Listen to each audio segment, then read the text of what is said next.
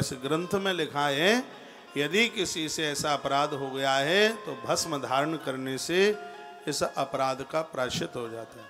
त्रिपुंडम कुरुते यस्तु भस्मना विधि पूर्वकम महापातक संगतई मुक्चते चौपपातकई। महापातक बहुत बड़े से बड़े पाप त्रिपुंड को धारण करने से, भस्म लगाने से वर्णन किया गया है कि वो सब छिन्न भिन्न हो जाते हैं, समाप्त हो जाते हैं। इसमें कुछ पापों का और वर्णन किया है, लिखा गया कि रजस्वला सुकन्यासु विधवासु चमेथुनम मांस चर्म रसादीनाम लवड़स्य च विक्रय। ये बहुत बड़ा पाप है, नारी ऋतुकाल धर्म में हो और उस समय स्त्री पुरुष का संग नहीं होता, धोखे से भी। बताया गया है कि उस समय यदि नारी के गर्भ में संतान चल करके आ गई तो वह संतान चांडाल की तरह होगी, पूर्वजों को त्रसित करने वाली होगी।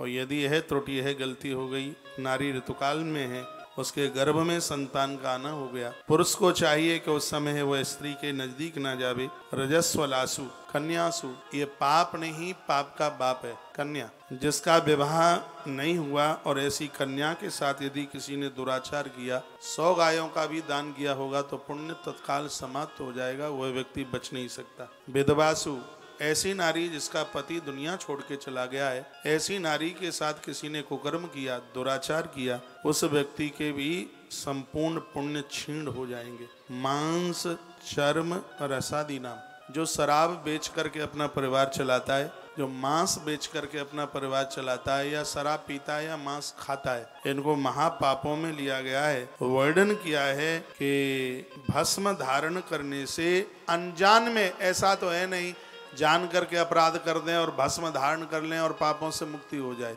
नहीं, अनजान में यदि किसी से यह अपराध हुआ है तो भस्म के धारण करने से ऐसे अपराध भी समाप्त हो जाते हैं। वर्णन किया गया, यानि तीर्थानि लोकेस्मिन् गंगाधा सरितस्या स्नातो भवति सर्वत्र ललाटे यस्त्र पुंडकम।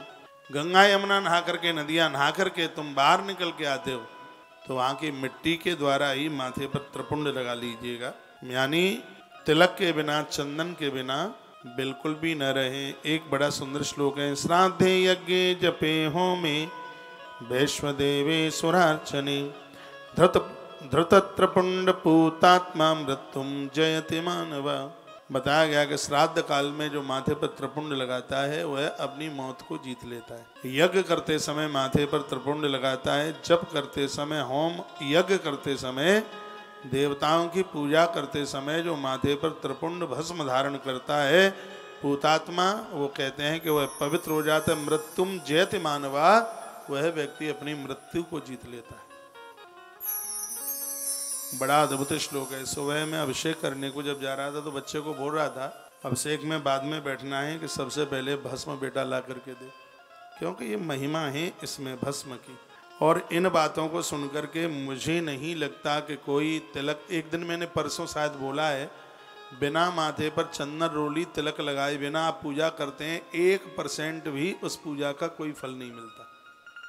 इसलिए माथे पर पहले रोली, चंदन, तिलक, त्रिपुंड जो भी आप लगाते हैं वह लगाइए और उसके तत्पश्चात फिर पूजा में बैठिए।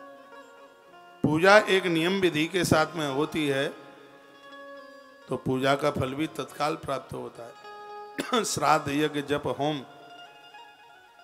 देवताओं के अर्चन में त्रिपुंड धारण करने वाला व्यक्ति मौत को भी जीत लेता है, मृत्यु को भी जीत लेता है। मरते समय उसके पाँव, उसको इतना भी कष्ट नहीं होता जितना कि पाँव में कांटा लगने पर कष्ट होता है। 2 प्रकार की भस्म बताई है, स्वल्प भस्म और महाभस्म। स्वल्प भस्म तो साधारण से उपला, कंडा, आम की लकड़ियां, बेल की लकड़ियां जला करके राख तैयार कर ली जाए, उसको स्वल्प भस्म कहते हैं। लेकिन यज्ञ के द्वारा जो भस्म प्रकट हुई है, पैदा हुई है, उसको महाभस्म कहते हैं।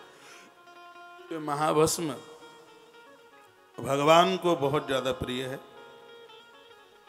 जितने भी तुलसी तपोवन यूट्यूब चैनल पर भक्त लोग सुन पा रहे हैं, और मैं आपको बराबर कहता हूं कि आपसे हमारी दक्षिणा यही है, जैसे यूट्यूब पर आप इसको सुने तो सबसे पहले आप कम से कम 20-20 लोगों को वीडियो को आगे शेयर करते जाइए, चैनल को सब्सक्राइब कीजिए और आपके माध्यम से कथा